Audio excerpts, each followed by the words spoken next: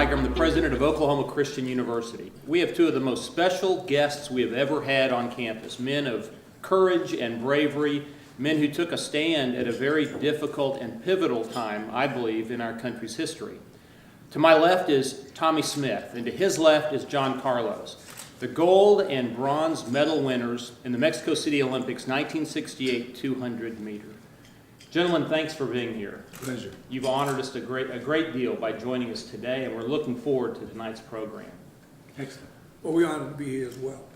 I'm sure we're going to learn a lot from these students as well as them picking something up from us as well. Yeah, looking out there at them, I know academically they're pretty smart. They don't come to something like this on a whim. They picked it out, didn't you?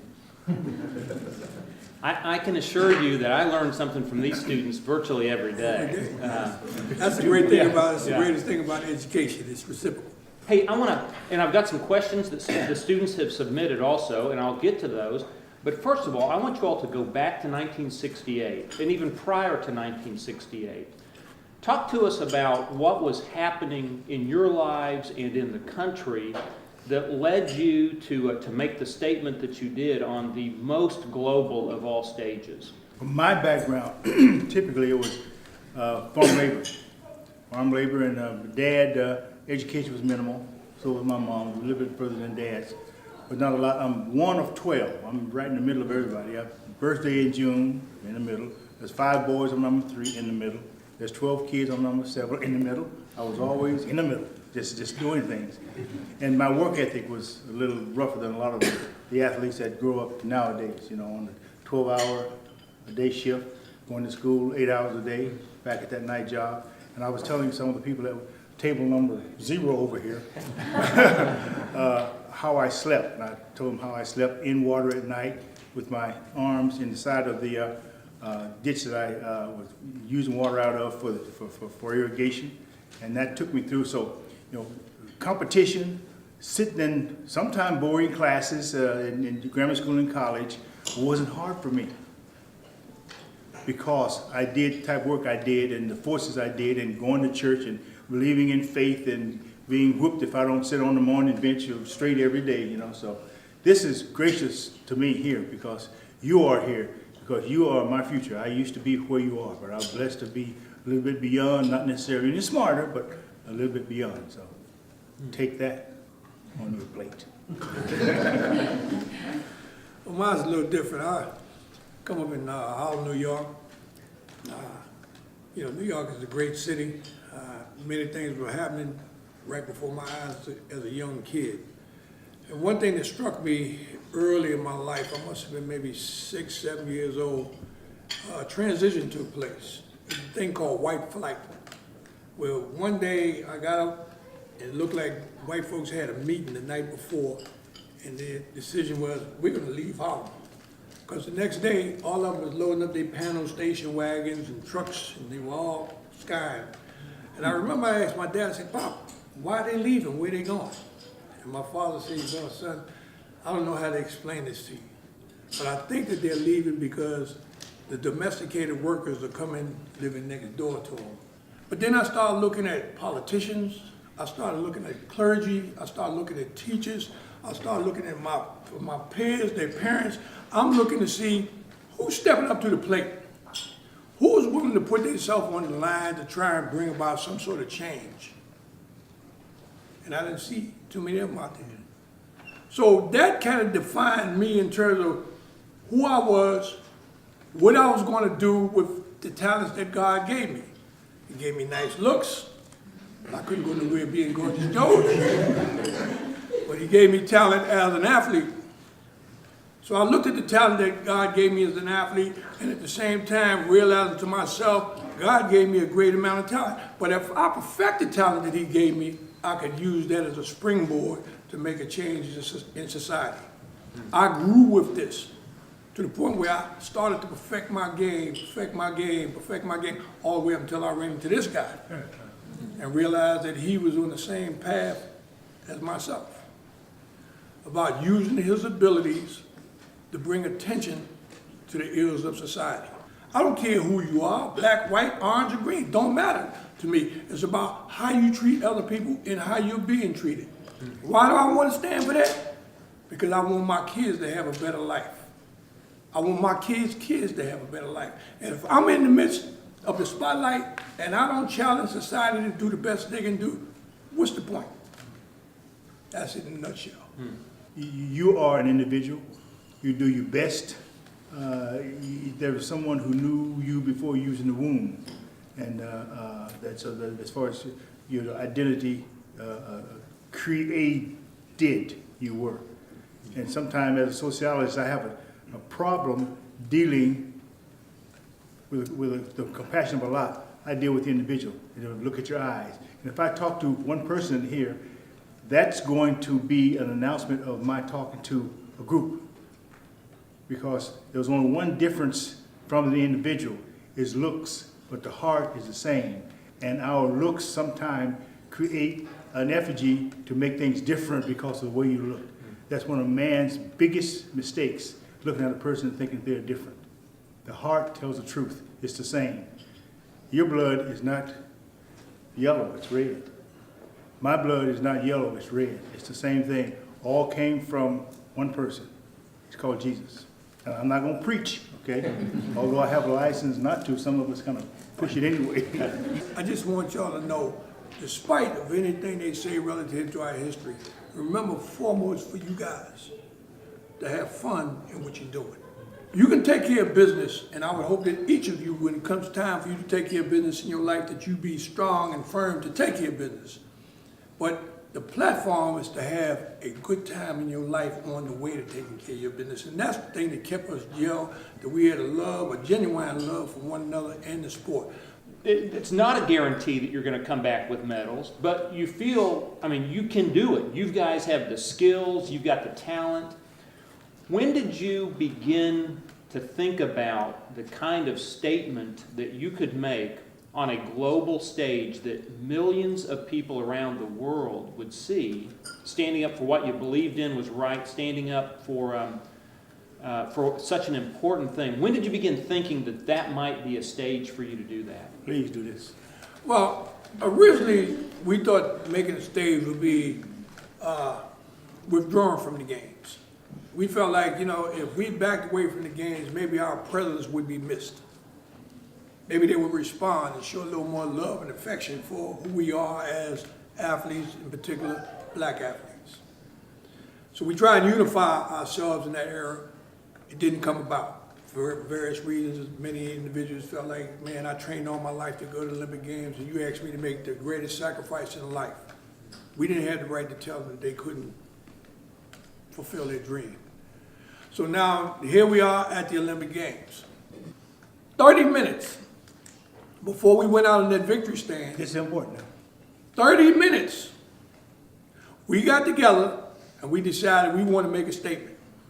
No one knew on this planet what statement we was going to make.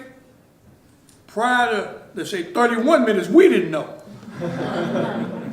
But in 30-minute span, we got together and we said we want to make a statement. And then we started talking about, well, what artifacts? Mr. Smith said, well, I have some gloves. Bring them. He said, what do you have? Well, I got some beads. Bring them. Well, what do you have? Well, I got a black scarf. Bring it. Well, I had a black jersey or shirt. Bring it. We was wearing black socks all the time. We decided that we would go out there barefoot for the simple reason there was still so many people throughout the United States, in the greatest country on earth, that'll land a spaceship a half mile from where they said they're gonna land it, but we can't kill a rat or a roach in the ghettos. We can't put shoes on the homeless and those that was less fortunate to have shoes to go to and from school. We want to make a statement. So we got together and decided with these artifacts how we would display these things. That's when we said we want to make a statement that will be everlasting. At the same time, the statement we make will be a non-violent statement. And mind you now, when I say non-violent, I didn't necessarily say non-violent from the haters out there, because they're threatening to kill us all the time.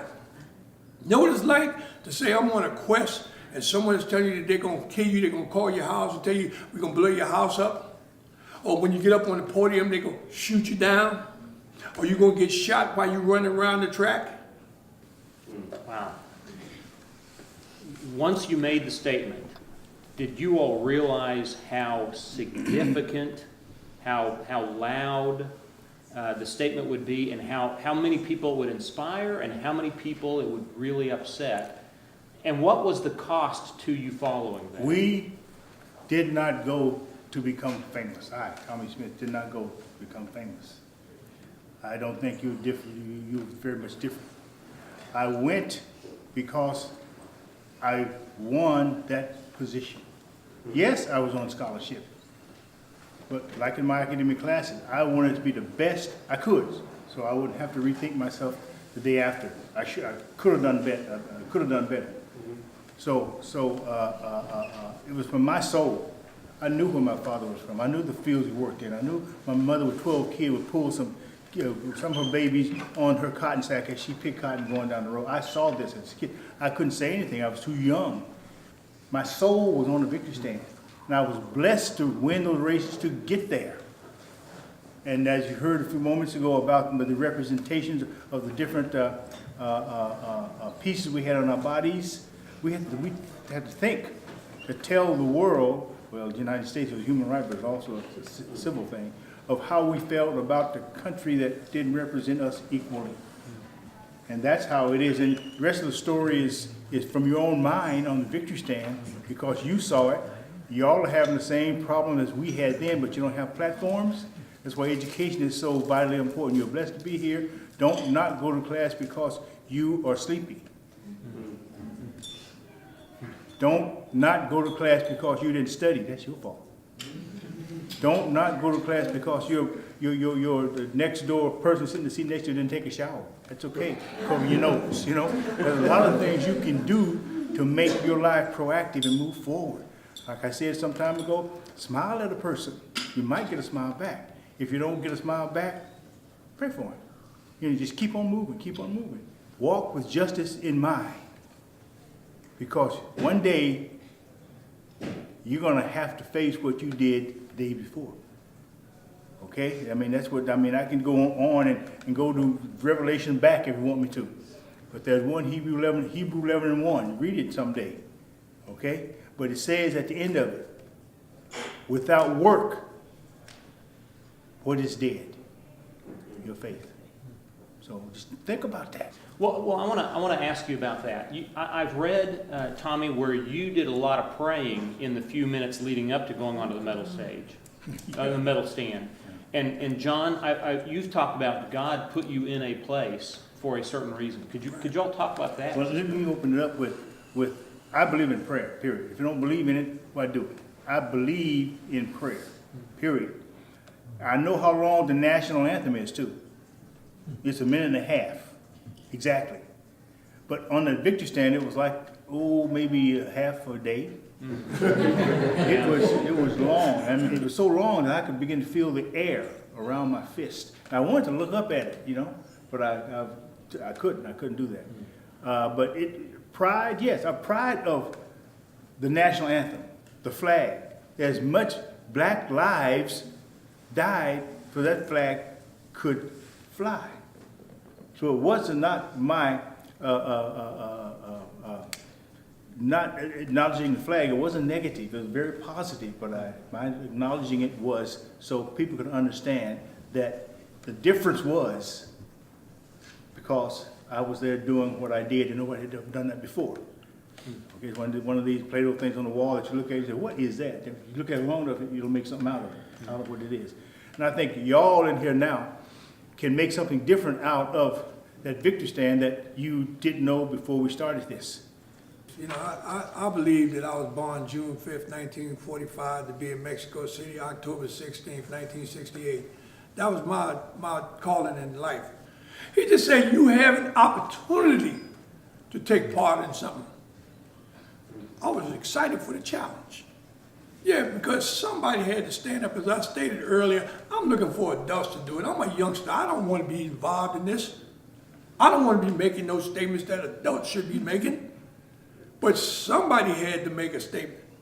I'm trying to make adjustments to try and understand, why is this happening? Why do these things take place in life? Who set the course for the devil to try and run the world? Because that's who's running the world, is the devil, And it's got to be people that stand up there to fight the devil. That's what he is, a fighter. I'm a fighter. You guys are going to be on the crossroads as to make the decision as to whether you going to just be here or whether you're going to be a fighter. Ain't nobody going to have to like you, but they're going to love you. They don't have to like you, but they're going to respect you. They don't like me. Every time they see me, they put the X up. We don't want him in here. But that's cool. Because I hear him when I be leaving saying, man, he's a heck of a guy, man. I respect the heck out of the dude. I don't like him, but I respect him. And that's all any man or woman wants, is respect for who I am and what I stand for in life. Because love is the greatest sauce on the planet Earth. Wow. Well, this has been, You got a whole lot of questions. I've got a lot of questions, but you know, Well, across the lines, we answer some of them questions even in the conversation. well, you've answered a lot of them. And I tell you, this conversation has been a blessing. Back in 1968, when you all were on the stand, you upset a lot of folks, but you inspired a lot of folks. And I want you two to know that being here today and sharing with us like this, you're inspiring a lot of people now. But thank you. You know, God only said to me one time, he said, you know, John, he said, when you get up before an audience, because a lot of people look at the audience, they don't know how to approach and this and that. And God whispers in my left ear and he tells me, he says, all I have to do is reach one person a day. And you might wind up reaching 100 people that day. But it's not overwhelming to say I can communicate to one person and make that person a better person. Put your energy into it. I think you're reaching far more than one, farther more than 100, even today on this campus. Great Americans, great American icons. Thanks, Tommie Smith and John Carlos, for being a part of this university, this campus, and for making a difference in our world. God bless you all. Thank you. Wait a second. I'm going to tell y'all right now, and y'all better spread the word tonight. We ain't here for no applause. I don't even like applause. Applause is for guys that's on the Broadway stage and the guy that just got off a big hit movie or something like that. I say, but I always tell people, if you feel like you must applaud, even though I don't like applause, go in your pocket and bring Jingle up and throw up on the stage, all right? All right, we're done.